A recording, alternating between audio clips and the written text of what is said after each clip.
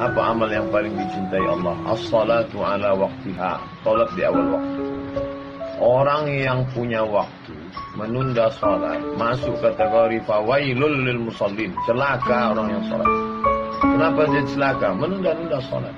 Salat itu bukan kewajiban. Salat itu adalah hubungan koneksi dengan Allah Subhanahu wa taala. Kau tunda salatmu hanya karena jabatan. Belum kau mati pejabat pengganti sudah siap. Kau tunda sholatmu hanya karena kerjaan. Sedangkan rezekimu datang dari Allah. Hubungan dengan yang punya rezeki tidak diperbaiki. Mau minta rezeki, mau minta sama siapa? Sholat dulu. Apa sholat baru yang lain? Kebiasaan menunda sholat. Na'udzubillah. Jangan sampai datang masa waktunya. Rabbana absarna, mata kami sudah melihat azab, wa sami'na, telinga kami sudah mendengarkan tangisan teriakan azab. Farji'na na'mal salihan, balikkan lagi kami ke dunia, kami mau beramal saleh.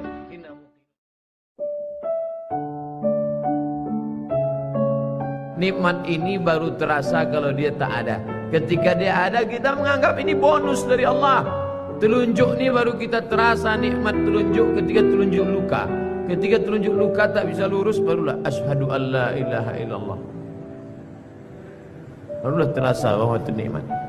Sudah tak ada dia, baru kita rasa nikmat. Oh, yang lebih celakanya ketika nikmat hidup itu sudah dicabut Allah, baru terasa bahwa nikmat hidup itu rupanya nikmat. Na'udzubillah. Absarna, mata kami sudah menengok azab.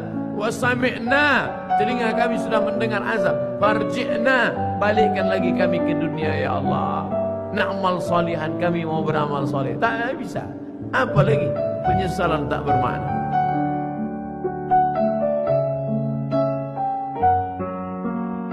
Pasangan hidup adalah mati. Pasangan sehat adalah sakit. Pasangan cantik adalah keriput dan lain. Siapa yang tidak siap menerima kehidupan ini, berani hidup, berani menghadapi mati. Takut mati, jangan hidup. Takut hidup, mati saja. Kalau belum masanya, nampak jenazah lewat, ikut.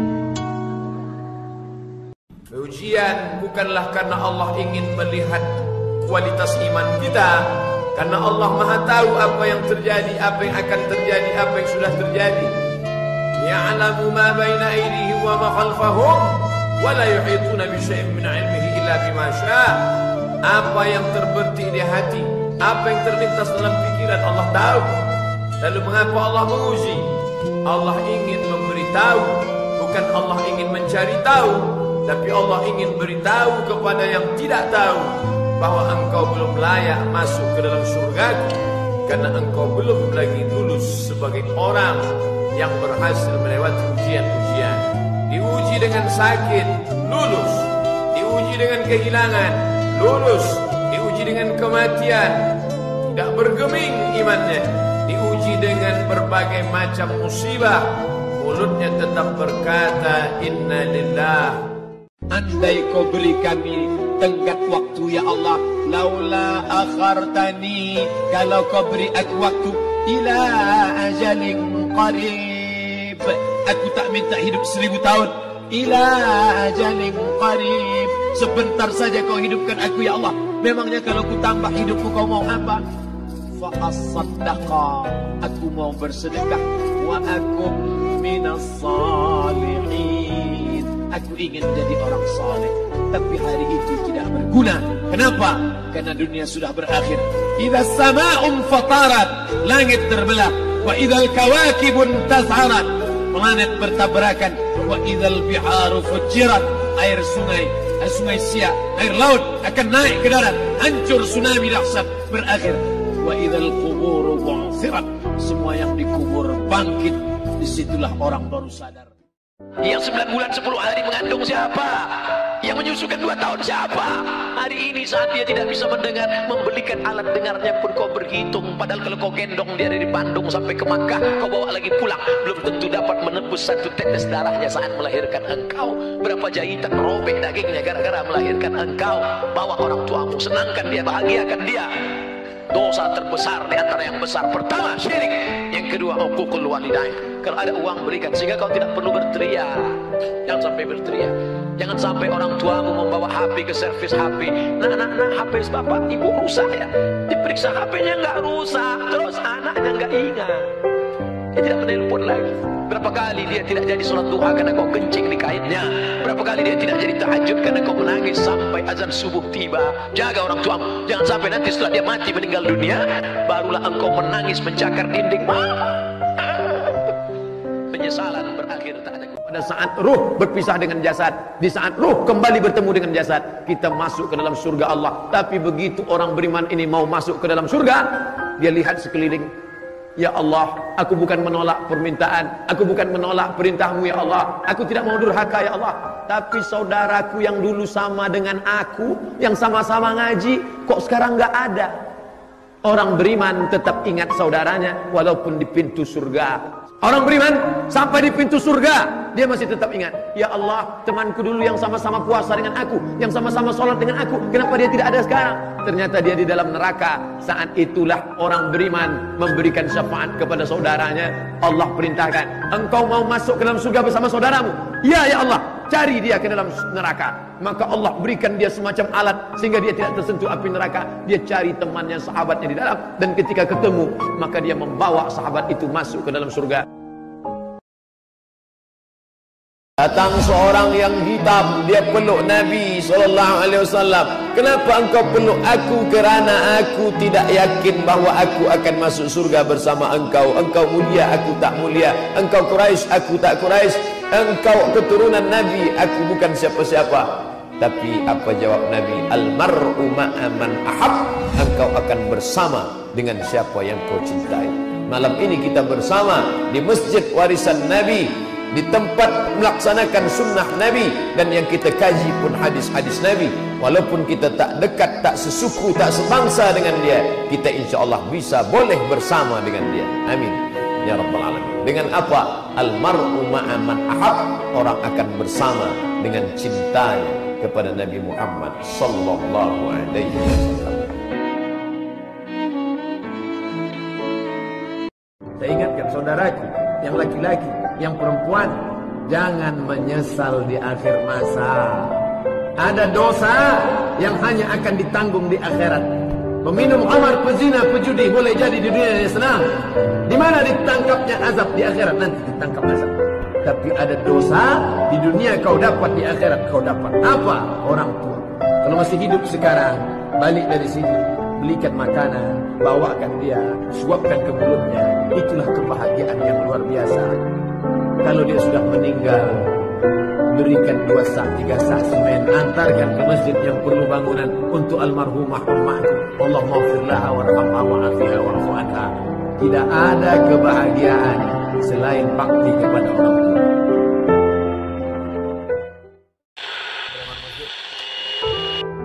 Beribadah karena orang, beribadah karena harta, beribadah karena yang lain. Allah tak mau diduakan. Itulah mengapa kita selalu mengatakan ibadah lillahi ta'ala, Allahu Akbar. Maknanya apa? Tak bercampur di dalamnya. Orang-orang yang beribadah karena tetangga, beribadah karena mertua, beribadah karena kawan, beribadah karena sahabat, beribadah karena pujian. Apa kata Allah? Izhabu, pergi kamu. Pergi ke mana? Izhabu ila man turauna ilaih. Pergilah kamu dulu ibadah karena siapa? Kemana kamu tunjukkan? Minta kepada dia. Maka kita tak ingin ibadah kita tadi hilang seperti buah yang ranum, yang mengkal, tinggal membuka, diharapkan akan makan, tiba-tiba isinya busuk. Kenapa? Karena ibadah rusak gara-gara tidak ikhlas kepada Allah. Sekarang manusia zaman ini menetapkan standar paling baik adalah kalau dilakukan orang banyak, baik. Itu kata orang sekarang. Apa itu baik? Asal dibuat orang banyak, baik. Kalau dilakukan tokoh masyarakat panutan, baik, walaupun salah. Asal yang membuat itu pejabat, asal yang membuat itu orang kaya, asal yang melakukan itu orang berkuasa, apapun yang dia lakukan benar walaupun salah. Itulah yang dibantah oleh Islam. Itu Jangan lagi kamu mengatakan baik karena dilakukan orang banyak. Jangan kamu katakan baik karena dilakukan orang punya harta, orang punya kuasa, orang punya kekayaan. Tapi kau katakan itu baik karena Allah mengatakannya baik. Takut terjerumus dalam riba, takut terjerumus dalam syubhat, takut makan haram, sehingga dia biarkan dirinya dalam kesusahan, susah dalam pandangan manusia, melarat dalam pandangan orang kaya, tapi hidup mulia dalam pandangan Allah, para malaikat, Nabi dan Rasul.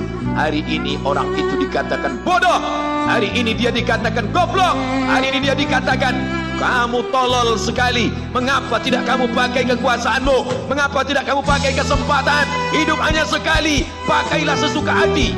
Tapi dia takut kepada Allah subhanahu wa ta'ala. Pagi dan petang dia katakan, Allahumma ajirna minan nar, Allahumma ajirna minan nar, Allahumma ajirna minan nar.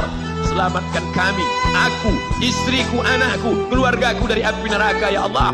Betapa kehidupan yang singkat, tapi di tengah hidup yang singkat ini banyak yang tidak sadar. Salat jangan pernah tinggal. Jangan pernah tinggalkan salat. Sekali kau tinggalkan salat, roboh tiang. As-salatu imaduddin. Salat tiang agama. Kenapa masjid yang kokoh ini bisa tegak berdiri dengan kubah yang cantik, lampu yang berwarna-warni, Masya Allah. Tiang 1, 2, 3, 4, 5, 6, 7, 8. Tiang-tiang besar. Andai tiang ini tumbang, inilah salat. Maka jangan sampai tinggalkan salat. Kalian yang gadis-gadis, carilah suami yang rajin salat berjamaah. Di mana orangnya? Tidak terlalu jauh dari sini. Anak-anak muda, kalian kok belum ke masjid? Kenapa belum hijrah? Kenapa belum buat komunitas? Kenapa belum pindah dari yang tidak benar kepada yang benar? Kenapa belum pindah dari yang batil kepada yang betul? Malu Pak Ustaz, masih muda kok ngaji. Masih muda nih ya, gaya-gaya dulu lah. Ini bukan malu, ini tidak benar. Oleh sebab itu yang dimaksud dengan malu itu apa? Malu umur panjang tapi belum ibadah. Malu lama hidup tapi nggak pernah ngajak orang buat baik. Malu dekat masjid tapi nggak pernah ke masjid. Malu sudah tua tapi nggak bisa baca Quran. Malu punya anak banyak tapi nggak ada yang soleh dan solihah. Malu sudah banyak harta tapi tidak dipakai menolong Allah. Ada perasaan malu. Nah, inilah malu yang benar, ditumbuhkan di dalam hati. Kamu adalah da'i, ajak sahabat-sahabatmu. Kamu pimpinan di perusahaan, selamatkan karyawan-karyawan. Ini menolong di jalan Allah. Orang paling rugi adalah pernah hidup di atas dunia tapi tak pernah berbuat kebaikan, mengajak orang lain. Yang penting saya sudah sholat, yang penting saya sudah zikir. Masalah orang lain gak sholat, bukan urusan saya. Bukan orang Islam. Karena orang Islam dia tidak egois, dia ingin ajak saudaranya. Orang Islam itu bukan di dunia, sampai di akhirat ketika disuruh masuk surga, udkhulu, masuklah kalian ke dalam surga. Apa kata dia? Ya Allah, aku tidak ingin masuk surga sendirian. Kawanku yang dulu sama-sama satu pengajian, sama satu masjid, mana dia ya Allah? Ternyata setelah dicari-cari, dia akan masuk surga, tapi kloter terakhir. Di mana dia sekarang? Transit. Izinkan aku mencarinya ya Allah. Maka Allah berikan izin, cari dia. Maka ketika itu Allah berikan dia kebal, tidak terkena api neraka. Cari saudaramu yang ada di dalam surga, dalam neraka, tarik dia. Itulah syafaat orang-orang soleh. Menghadapi orang tua 3 rumusnya. Diam. Meninggal dia nanti tak akan menetes air mata. Meninggal dia nanti tak akan menetes air mata. Cukup turut udah mak.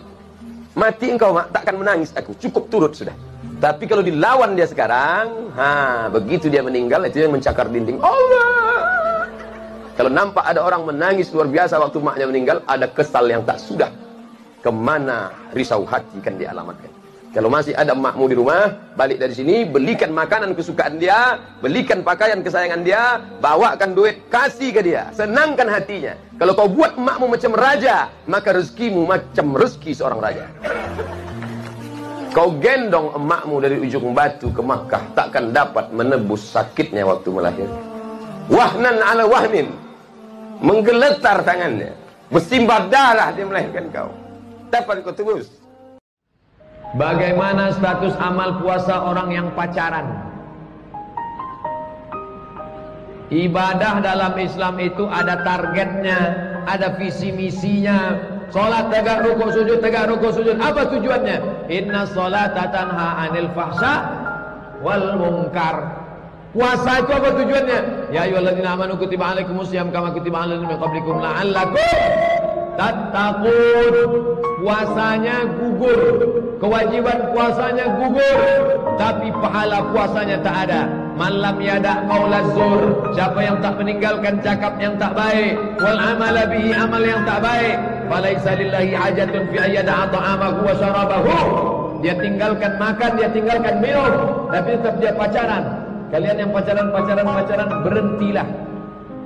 13 hari lagi puasa, masih juga pacaran, berhenti, stop. Buanglah mantan pada tempatnya. Ujian yang pertama, khauf, takut. Yang kaya takut miskin, yang senang takut susah.